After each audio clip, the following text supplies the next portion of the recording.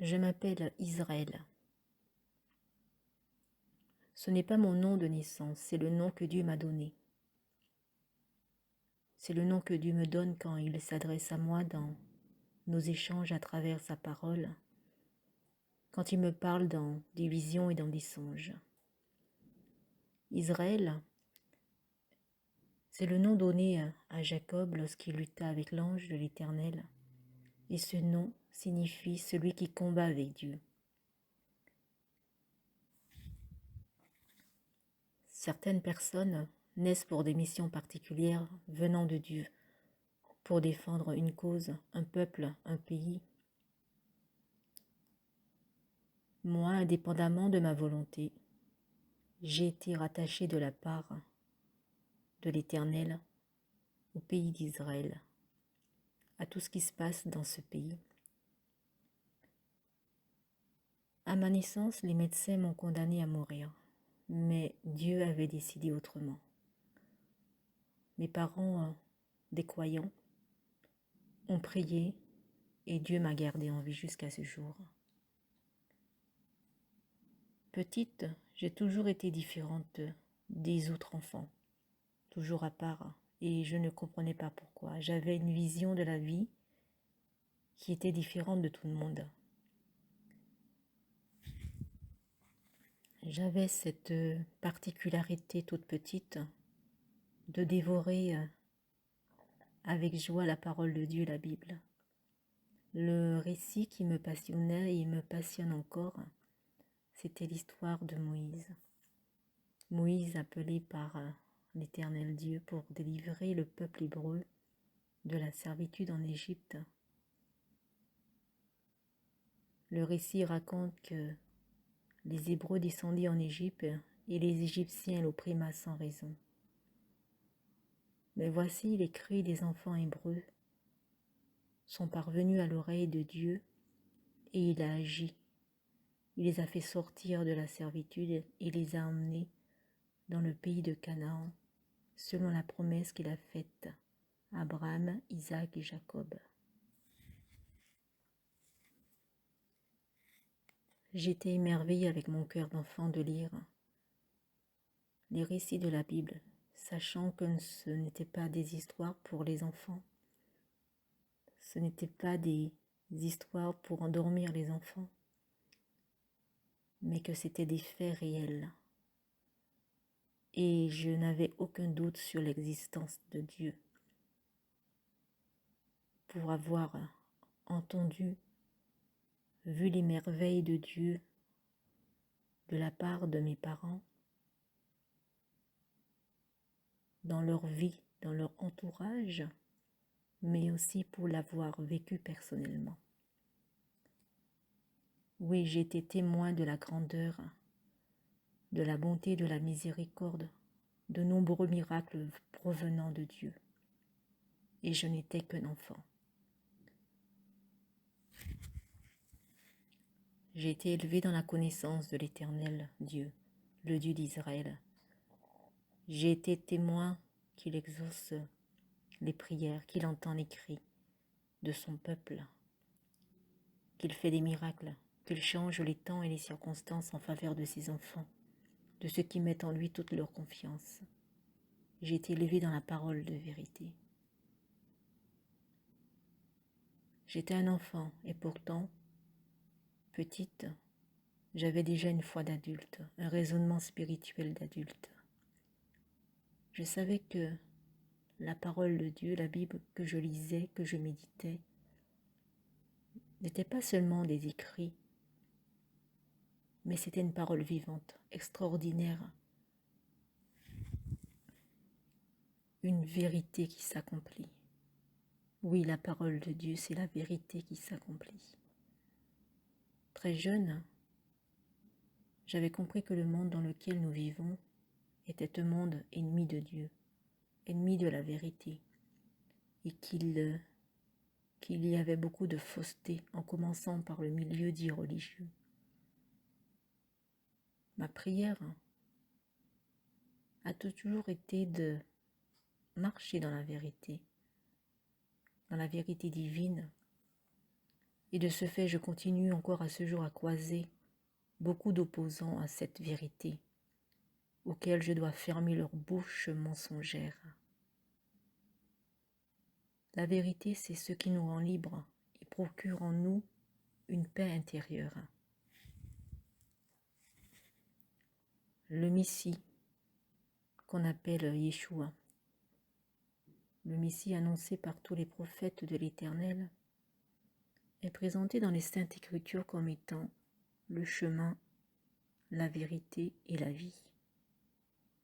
Le chemin qui mène au Père, le chemin qui mène à Dieu n'est pas une religion, mais une personne, Dieu à travers Yeshua. Yeshua signifie Dieu sauve. Dieu, dans son amour, a pourvu un plan salutaire pour tous les pécheurs du monde entier. Et ce plan d'amour, de délivrance de nos âmes, prend toute sa dimension à la personne de Yeshua, appelé aussi Emmanuel, qui signifie Dieu parmi nous. Il est impossible de dissocier Dieu du Messie. Il est impossible de prétendre croire en Dieu sans croire en l'œuvre de Yeshua. Nous avons un Dieu grand. Vous ne pouvez pas vous imaginer comment la connaissance de l'Éternel est une grâce, et cette grâce procure en nous une jouissance. Savoir qui est Dieu, savoir comment il agit, ce qu'il est capable de faire, connaître sa bonté, sa miséricorde, c'est une grâce. Comme on le voit clairement dans les Écritures, le Dieu de la Bible, le Dieu de la Torah, parle. C'est pas un Dieu muet. C'est un Dieu qui parle en tout temps, qui s'exprime audiblement, qui s'exprime à travers sa parole, mais aussi à travers des songes, des visions, par son esprit, comme il le faisait avec ses serviteurs, Abraham, Moïse et tous les autres serviteurs de l'Éternel. Un jour, ce fait m'a interpellée et je me suis dit en moi-même, pourquoi les serviteurs de l'Éternel dans la Bible entendaient la voix de Dieu? Ils échangeaient avec Dieu, ils discutaient avec Dieu. Et pourquoi nous, on n'entend plus la voix de Dieu comme avant? Je me suis dit, mais Dieu n'a pas changé, il est le même. Moi aussi, j'ai envie d'entendre la voix de Dieu. Moi aussi, j'ai envie de vivre ce que vivaient les serviteurs de Dieu dans la Torah, dans la Bible. Et j'ai fait une prière devant Dieu dans ce sens, pour pouvoir l'entendre, pour entendre sa voix. J'étais très jeune et je me souviens de cette scène comme si c'était hier. J'étais allongée dans mon lit, éveillée. Oui, je n'étais pas endormie, j'étais éveillée, quand une voix forte remplit la pièce où je me tenais. Et de cette voix, j'entendis: « Va dire à mon peuple que sa servitude est terminée. Va dire à mon peuple que sa servitude est terminée. » Ma première réaction a été de me cacher sous mon drap, et je n'ai plus bougé durant plusieurs minutes parce que j'ai eu peur. Et ce fut la première fois où j'entendais la voix de l'Éternel. Et j'ai eu peur et je me suis cachée sous mon drap. j'ai pris après, avec le temps, l'habitude de tout retranscrire, de tout noter quand Dieu parle. Pendant des années, je me suis posé la question, qui était ce peuple sous la servitude? Qui était ce peuple auquel je devais m'adresser de la part de l'Éternel? Et avec le temps et l'apport de d'autres révélations divines, j'ai compris que ce peuple opprimé, ce peuple sous la servitude était Israël.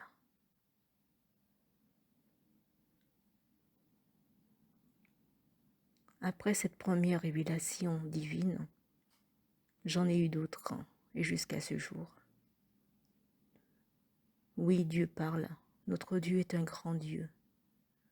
Notre Dieu est un Dieu merveilleux qui révèle les choses cachées, les choses secrètes, qui peuvent même nous faire savoir les pensées des hommes, leurs ruses, leurs stratagèmes, leurs mensonges, dévoiler le cœur d'une personne qui est en face de nous. Parce que c'est le Dieu qui lit dans les cœurs. C'est un Dieu grand que nous avons, un Dieu qui révèle les événements à venir, les dangers. Et c'est ce qu'il a fait au fil du temps avec moi, me révéler beaucoup de choses, des événements à venir, des attaques contre Israël, des attentats, des tremblements de terre, des tsunamis, des guerres. Oui, il révèle les choses à venir. Il prévient des dangers. Il avertit son peuple. Il console son peuple. Il lui fait des recommandations. Aussi, je fus averti de certaines guerres qui ont eu lieu dans ce monde, de tremblements de terre, de tsunamis. Je ne suis pas la seule à vivre cela. Je sais qu'il y a d'autres croyants qui vivent la même chose de la part de Dieu.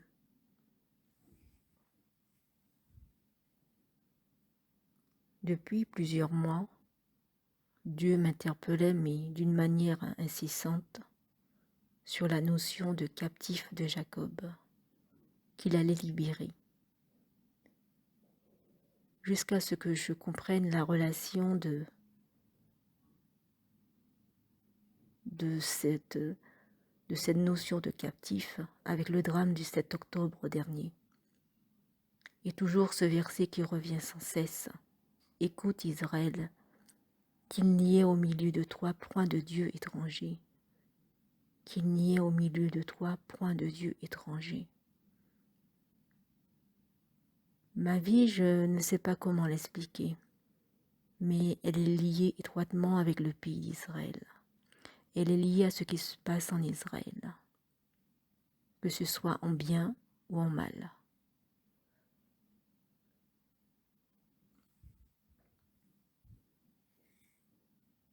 Je ne peux pas dire si c'est quelque chose de bien ou de mal, où il faut s'en réjouir ou non, mais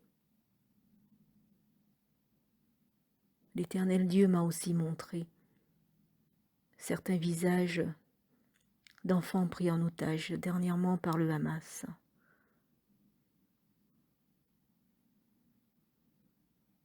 Et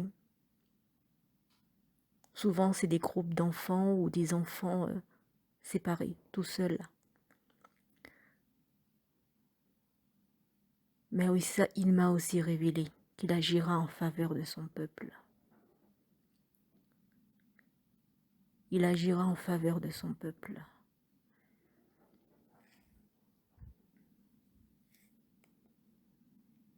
Nous avons un Dieu grand, un Dieu qui n'a rien à voir avec les divinités, les petits dieux que vénèrent certains, des dieux qui ne parlent pas, qui n'agissent pas, qui ne révèlent rien, des dieux du néant que ces adeptes agitent bruyamment pour tenter de leur donner